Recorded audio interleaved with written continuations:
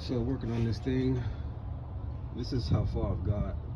I've already put about 15 hours into it. The head's still on. But one of the more complicated things to getting this apart is the intake manifold, which is, it's really tedious to do. It's not so difficult, but for the intake manifold, I think you have like 6 bolts or 8 bolts down there, and they're really not too hard to get to.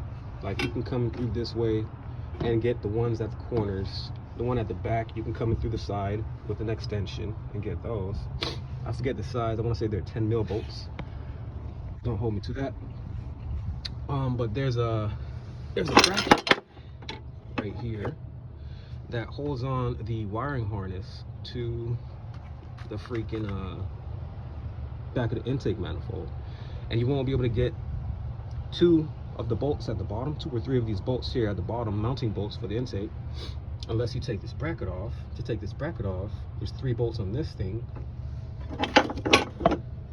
and they go a little something long. I think it goes like this. So you have one here. Nope. Okay, it goes like this.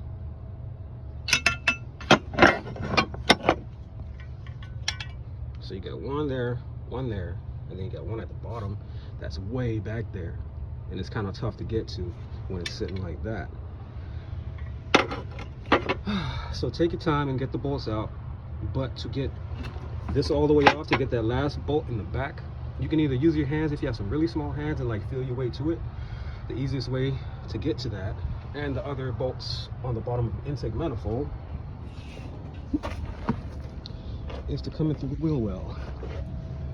If you take off the plastic shield, after you take the wheel off, obviously, you'll be able to get in there, and you know, with a good extension, you can get to any of the bolts that you're trying to get to on the intake manifold. Wraps that up. To completely take off the intake manifold, you'll have to, the throttle body, you'll have to take that off so you can rock it forward, because it'll hit the valve cover.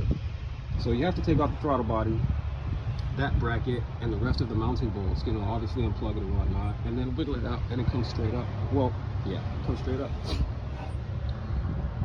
Here's the fuel rail. I unbolted it, but looks like I didn't need to yet. I thought that might have been in the way of the intake manifold, but it isn't. You don't even got to touch it yet. Take off the ignition coils, valve cover. There is this thing right here that holds the valve cover down, and there's some retainer like clips on this thing.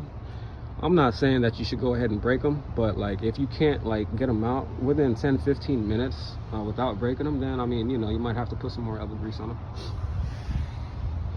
Took off the exhaust manifold bolts, took out the, you know, the air filter housing, all of that stuff. The simple, obvious stuff, all that's out. The more complicated part again is getting the valve cover off, or not the valve cover, the timing cover off. Obviously take off any accessories that's in the way.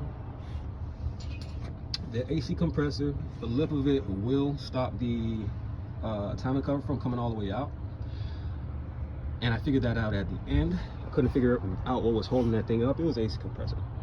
But you know, there's like what, 15 bolts on this thing. There's bolts going all the way around. At the bottom, there are bolts shooting up through the oil pan, and also there's also a oil pickup tube that is connected to the timing cover.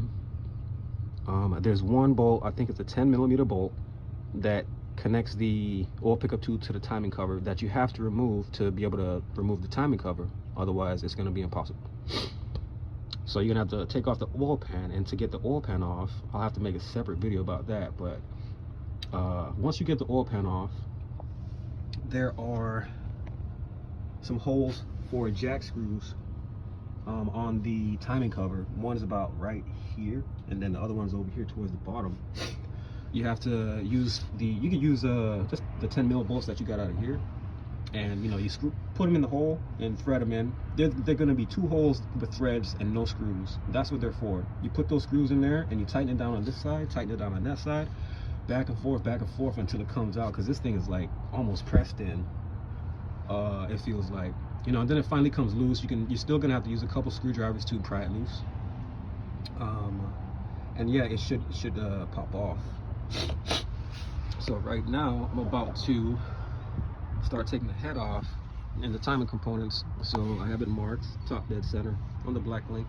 There's a black link at the bottom at about the 5 o'clock position.